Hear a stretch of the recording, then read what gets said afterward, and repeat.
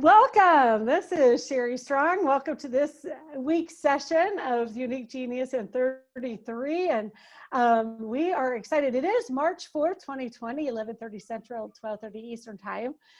So glad that you could join us or you're watching this video. I get caught. In fact, I was just on a phone call right before I got in here. And she said, I rely on the video so much. And I was like, well, that's good to know. People are watching them. So yay. All right. So, but I am really excited about the guest we have today. I've just really gotten to know Kat in the last month or so. And we got to do a training together and got to know her a little bit more that way. And today I'll let Kat tell who she is, where she lives, what she does. She'll also tell you her top 5. But today's Unique Genius in 33, so everybody knows, we are going to be discussing the talent theme strategic. So of course I'm really excited, and I might have to like zip my lips shut because it's my number one as well. And when, it's like looking in the mirror, talking to somebody, or if you like golf and you're with somebody else who likes golf, and you just start talking about it, or basketball or basket weaving, whatever it is. So it's just exciting to have, oh my gosh, they understand how I think. So we are glad you're here, Kat. So why don't you tell everybody who you are, where you live, what you do, and your top 5. Awesome. Okay, so I'm Kat Frati, and right now I'm living on the coast of Maine, and it's super windy today, but the snow's melting and sun's shining, and we're starting to get our vitamin D back, so I'm very excited about that. So I'm a Gallup certified strengths coach, and I'm kind of primarily focusing on that and applying it in a whole bunch of different ways. It's super powerful.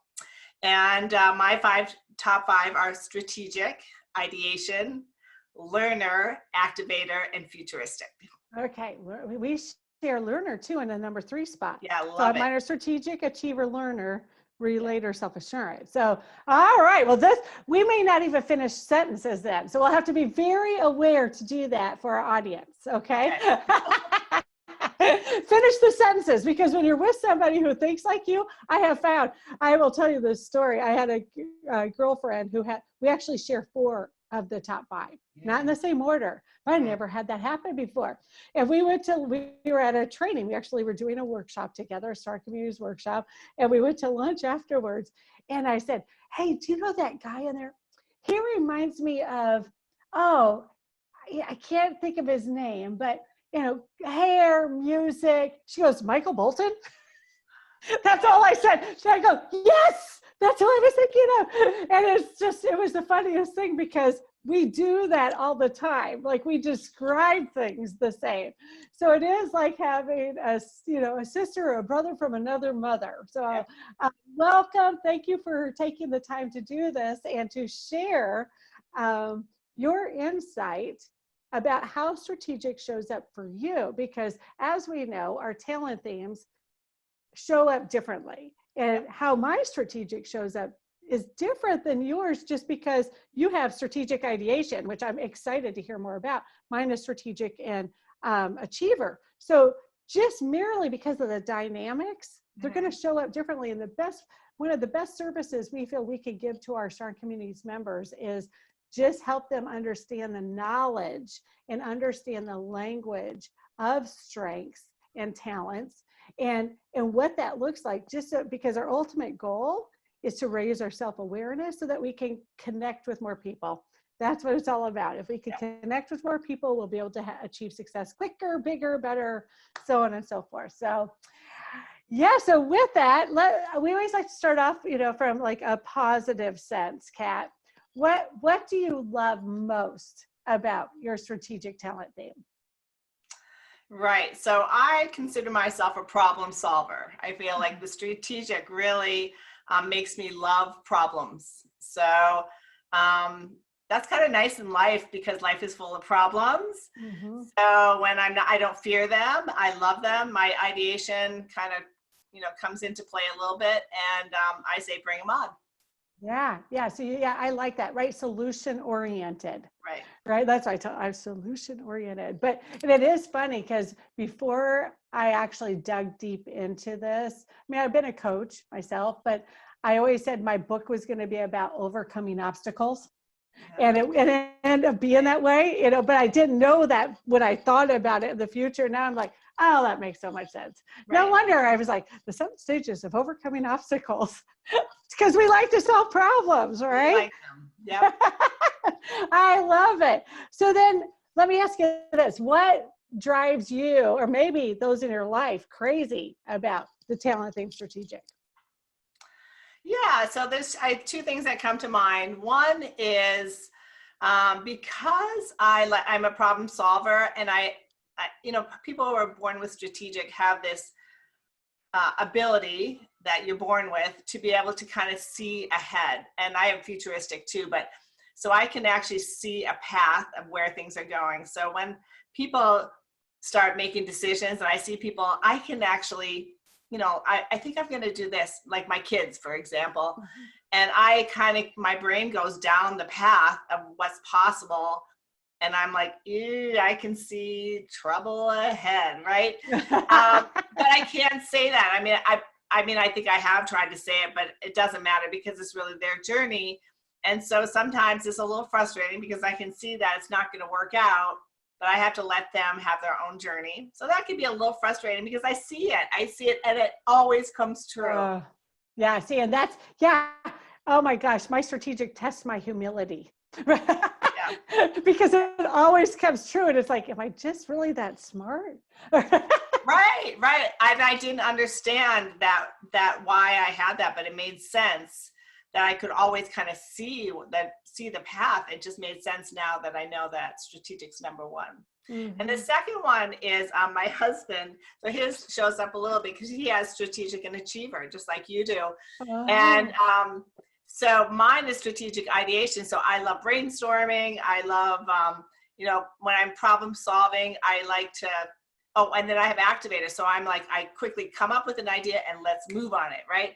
But him, he's a little different. He has to kind of like go down that couple paths before he makes a decision. So me, if I want to buy a car, I'm like, okay, I think I want this, and I think about it quickly, and I'm pretty decisive. Mm-hmm. And he is decisive, but he has to go through this process of looking at this one and looking at this one and looking at what's after his achiever? So you have strategic achiever. Do you know what his other ones are? He has a relator. He has self-assurance, number 5 as well, and adaptability. So him and I have 4 of the same. Get out. Relator, self-assurance, strategic, and achiever. Yeah. And see, so the adaptability, I was like, because that's not how my strategic and achiever show up, different paths, the adaptability. Yeah, that's what it is. It's very different versus my futuristic. And they definitely show up differently. Yeah. Okay, so we're going to put your husband on the list to do one of these one day, because that'd be so fun. I can't believe I know 2 people now. That's like very rare. Okay. It's really useful from a relationship point of view for me to know that about him. I'm just going to say, because it explains a lot. I used to get frustrated, but I know that now that's his true nature. Yeah. It really, really, really helped me accept him and just cherish him, really. Isn't it awesome when we can honor each other? And we have they're not trying to be annoying. I promise you. Right. Yeah. No, see, my husband and I did UG 33. He has a Ranger number 1. And I used to swear up and down he did not have achiever in his top 5.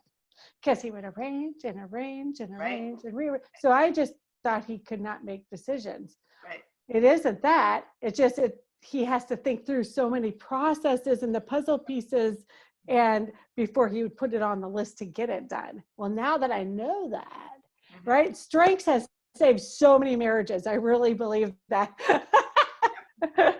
Oh, so okay, I can see that. So you see a path. Yeah. And I think strategic in the way that you're describing it, you're problem solving, so you're eliminating those obstacles, kind of like what you were talking about a minute ago. And sometimes people need to go through those, like you said, for their own journey. I could see where that's frustrating. And for you, you're good with it, probably. But it frustrates probably others more so than yourself. Well, I have 4 kids, and none of them have strategic in their top 5. So they kind of go through it in their own way, so that's fine. But Oh my gosh. Not one of them? When did you know that? I just recently, within the last 2 years, found that out, and it was just eye-opening. Yeah, that had to have been like the palm to the forehead V8 moment. Yeah, because you think they're mini yous, mini me's, and no, they're not. But it all made sense once I figured out what it was, what they had. Oh, that is so awesome. Yes. Well, my son has, and I have 3 children. My son has communication and harmony in his top 5. Harmony is number 34 for me. Right. Me too. So yeah, so he hates conflict. He Right. hates his sisters when they get a fight and what they do. And I'm like, let them do it. I hate conflict too. I don't like to cause conflict, Right. but I will let it be if it needs to be. So, all right, awesome. So now you said 2 years with your children. We believe, and this is just more for our audience, Kat, we believe, and you said born with strategic, so I know you understand this, but we believe that we're born with these talents. And as we grow in our experiences and everything in life, they either become refined, which means they're a strength, right? Just like piano playing or basketball playing or basket weaving again, whatever that is, right? You get good at it when you invest time in it.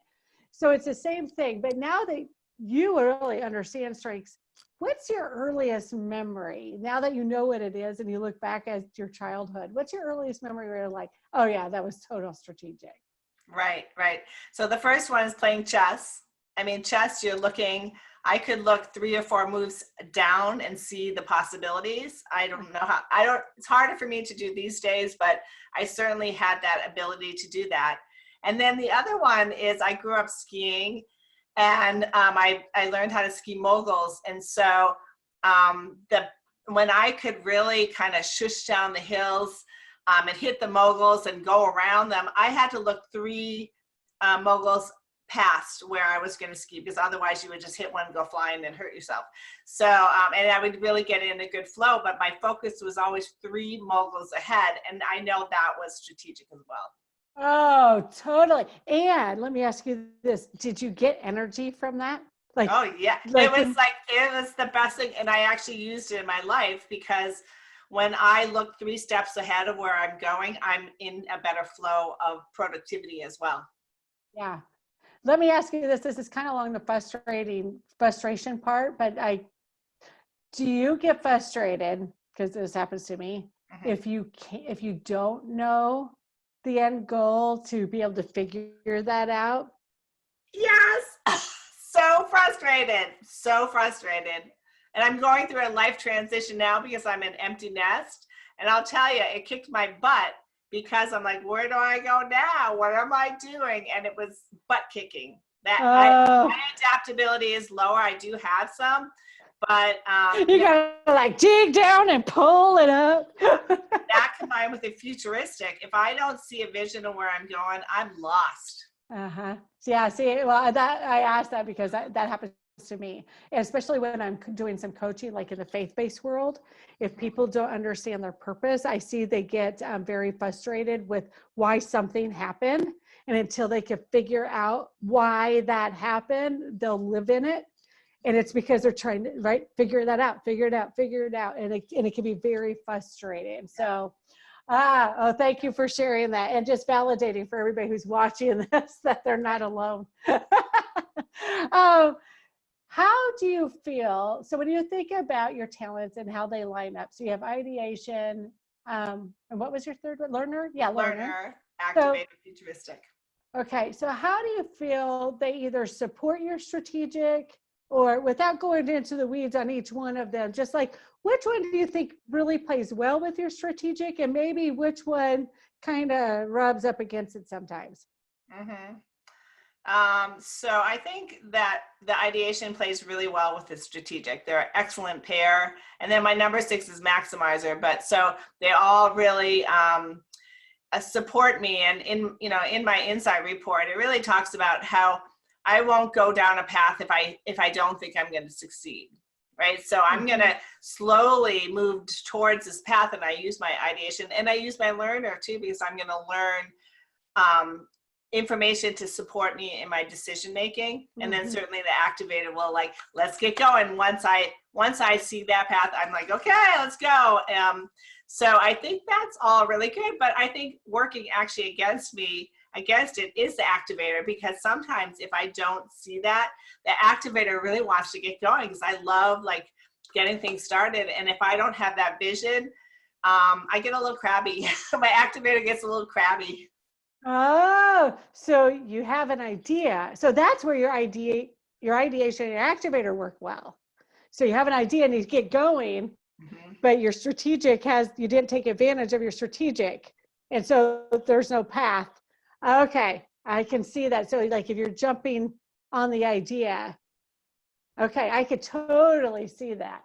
Is that, Yeah, I they don't all want to have to put play words in. together nicely Uh-huh, for me to be in uh-huh. my perfect flow. And that's fine. I know that about myself now, and I give myself enough time to really make sure that I can create that process, or create, the time to not just be impulsive and just try this, try this, try this, try this. No, I'm more slow and steady. I was going to So say that you mentioned that in our conversation before we yeah, started recording. You're like, well, I'm being slow and steady, but that just tells me then you've refined your strengths. right. I was not always like that. Before I learned my strengths. I wasn't like that. Uh-huh. I became that to really harness my strengths better. Mm-hmm. That's awesome, awesome, awesome. So, do you see them, or when do you see them showing up differently in the roles that you play? So you mentioned you're being a mother, and do you see them showing up differently in like your business or your coaching? Yeah, I think so. Let's go back to the mother. So when, in mother, it's all about activity. It's about going here, going there. And I remember having strategic. I can come up with plan B, plan C, plan D. And I remember one day, I think we went to plan Q. It was just one of those days, 4 kids, crazy things. Everyone's going here, nothing's working on, and okay. And it allowed me to get to plan Q quickly without really like crabbing me out, right? So that is really good. Now in my business, it's not, it's slower. So the plan B I might only get to plan B or plan C on the day, it's fine. And then certainly in coaching, I use the strategic passively. I think I'm really more of a listener. I use my learner to listen, and then it formulates in my head, and at the end I'll say what comes up for me, and I'll kind of point out things as suggestions or gifts. They're really gifts for people. I use it as to say, have you thought of this? Here's just an idea. And so I'm not controlling, I'm not solving their problem, but I'm offering a solution that I see that they probably can't see, as a gift. Oh, absolutely it is. I love that. Yeah. Strategic and coaching is fun. Yeah, that's where I'm glad I have it too. And and I don't know about you, like in the past when I was younger, especially young, and I knew I wanted to be a coach, and I'm a counselor too. And there's some similarities, but there's some differences. But learning to listen and ask the question versus just give advice is, you're right, advice is giving is consulting. It's not coaching. And I love that disparity or the difference there. And my strategic, once you get that, it's like, oh yeah, I can lead them here. And it's just fun then, right? Because you Right. can lead them down that path without Right. telling them anything. Yep, absolutely. Uh-huh. That's my Oh, refined. I wasn't always like that, but that's my right. refined version of it for sure. Yeah. Yeah. That is awesome. What do you wish others knew about strategic? People who don't have it. Like, I don't know about you, but I used to think I was a little bit arrogant. I thought if you didn't have strategic and achiever, so you were never going to be successful. So, of course, I've refined that thought process a little bit. It doesn't matter. But what do you wish other people knew about strategic talent theme? Yeah, so let's talk about my kids, right? So I told you they don't have any strategic. So wouldn't it be great if they knew how to harness my strategic, right? So if they said, Mom, I'm thinking about doing this, and they knew how to say, what do you see here? What do you think about this? And they were open to, using this talent that I was born with. I mean, wouldn't that be great? I mean, I don't know if they would ever do that, but I'm here as a resource, and it would be great for people to do that. My husband, he's strategic. So we had a business together. We were really, honestly, a powerhouse business team, and I'm we sure. had so much fun. I was kind of more the brains. He was the brawn. It was a moving company, and we built it up really fast, and we just loved it. We really played on each other really well. It was just so great because we both recognized our strategics, and so it went back and forth, and that was really, really cool. Oh my gosh, yeah. Well, Lori, my business partner, she has strategic. And so it's connectedness is first, but she has strategic too. And it is fun because when you're working with other people who have strategic, you can really play off each other. And I think you're right. If other people would realize it's not about being right for us, that's not it.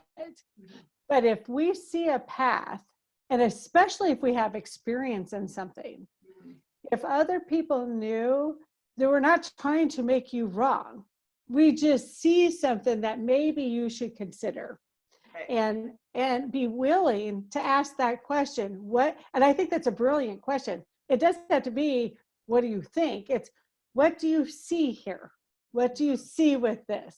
What do you see with this? And if you know of somebody that has that talent theme, and they have experience in something that you're trying to do, ask them, be open to asking them. I mean, I wish everybody understood that. You don't have to do it, but here's what we see, because we eliminate obstacles very quickly, so we might be able to see it.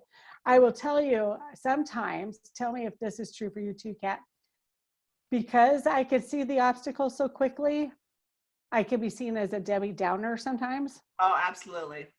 Absolutely. Yeah. Yeah. Because if I've had to control that. I mean, I really have, four of my kids have positivity. So I've had to. Oh no, you are being tested, girlfriend. Yeah. So I've just kind of had to zip it and let them go on their journey. And that's fine. I mean, that is fine, because I think the one that suffered the most was the oldest, because I think I was seen as critical. Yeah, you wanted to fix it. Yeah, I was kind of critical because I could see all this stuff. And if they have positivity, it's like double whammy. Right? You didn't just slap them, you slapped them this way and this way.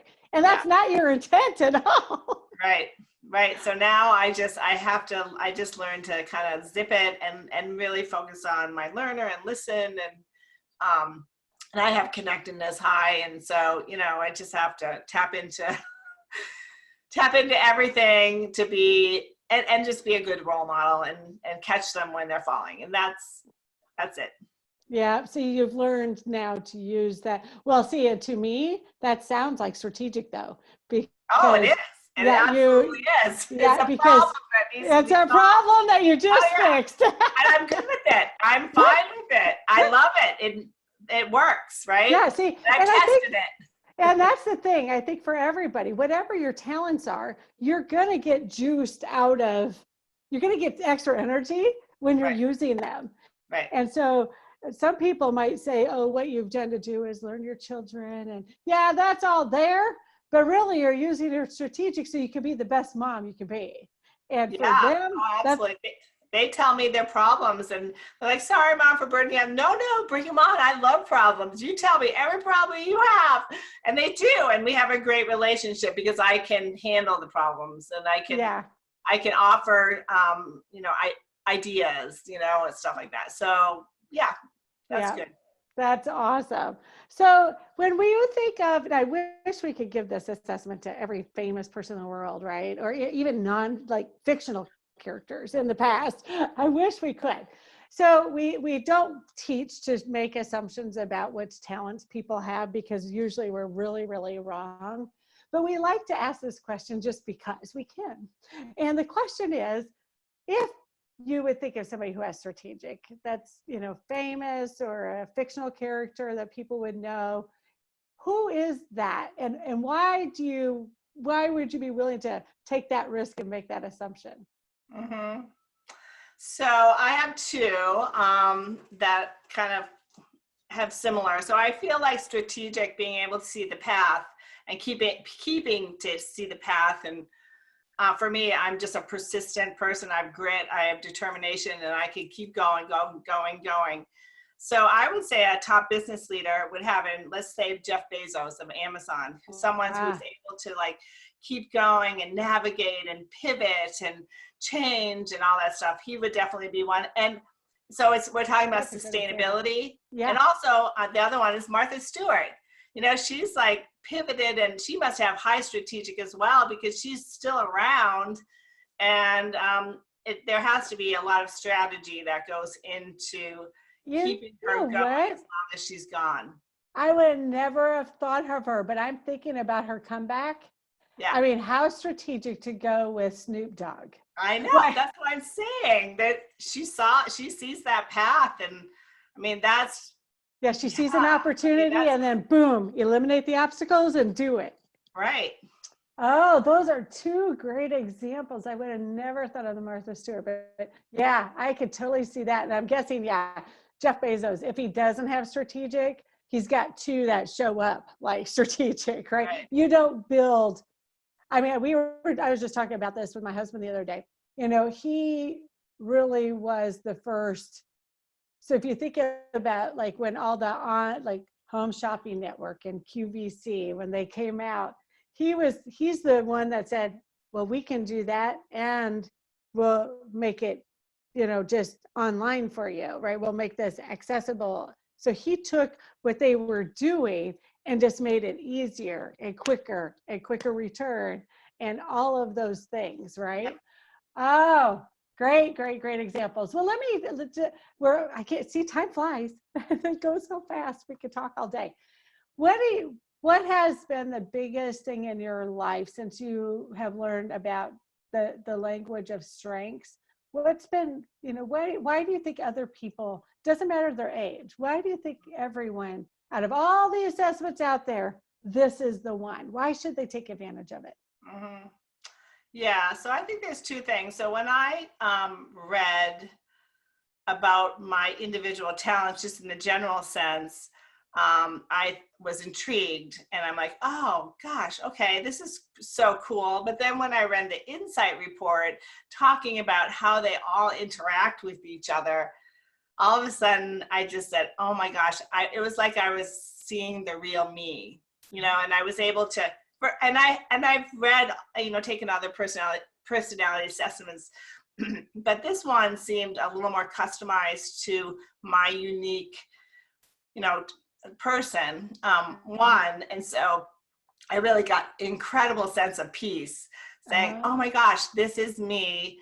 And it gave me enough confidence in it that now I started really savoring it and thinking about it and looking at it. But it wasn't until I had my husband take it and my kids take it, and then had friends take it, that common language really takes it. Now we have these words to represent these talents that really you can't see them, right? So my kids, I thought they were playing to their strengths because one of them was multiplying at age 3. So I thought that was his strength. One was really artistic, one was reading, one was into animals. I thought those were their strengths. But when I actually had them take the assessment, I found out the top one, two of them have empathy as number one. I really would never have seen that, but now that I know it, it all makes sense, right? So they were invisible to me, but now that they're visible, I can relate with them better. I can help support them better. And so it's been really powerful to have that common language, because now we can talk about it and I can refer to it and say, you know, it kind of sounds like your empathy is, you know, having a, whatever, you know, working well, or working, your not working empathy well. is feeling too much of your friends. Yeah. It explains a lot. So I've been able to really help my kids by using those words and having them use it. I think more so than the other assessments. I just think it's that common language is super powerful. Well, I just want to thank you so much for being willing to come on here and share and just share. You know, it gets vulnerable, but this just helps so many people. So I just want to thank you for taking the time to do this. Happy to do it. And yes, and if you know of anybody else who would like to be interviewed, just let us know. We'd be happy to put them on the calendar and do such. So with that then, Kat, just want to thank you again for being on Unique Genius in 33. I hope everybody will watch this, and you will be back next week for another session of Unique Genius in 33. So thank you, Kat. Okay, welcome. Thanks.